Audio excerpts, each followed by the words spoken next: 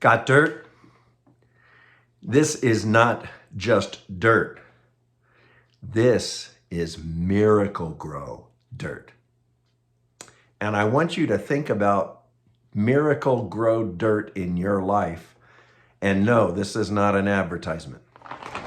Hey, happy Wednesday. I'm Andy Ross. I'm one of the pastors at Northminster Presbyterian Church in Tucson, Arizona.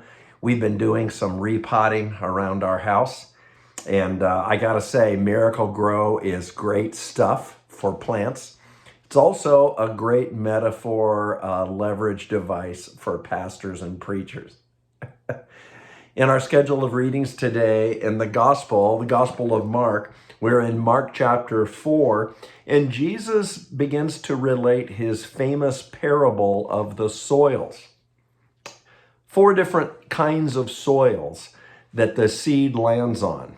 One is hard pack pathway, and the seed doesn't have a chance. It gets snatched up by the birds.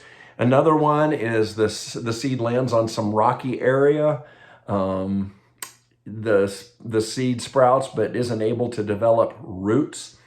Next, the third seed lands among the thorns and it gets choked out.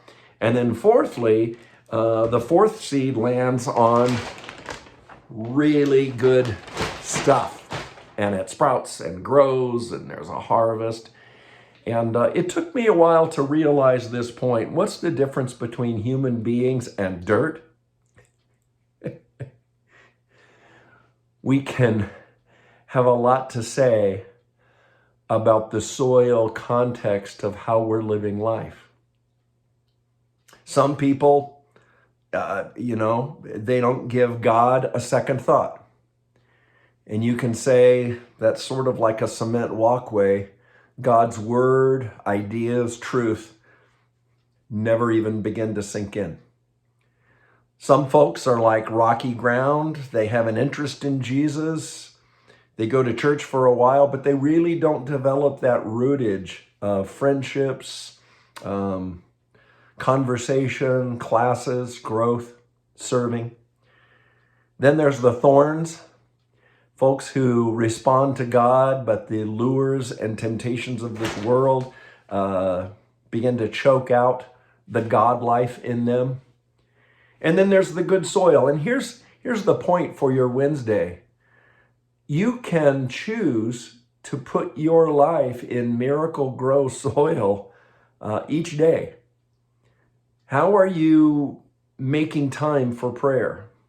How is Bible reading a part of who you are?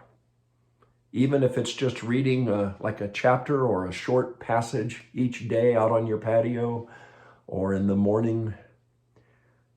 How are you associating with other Christians?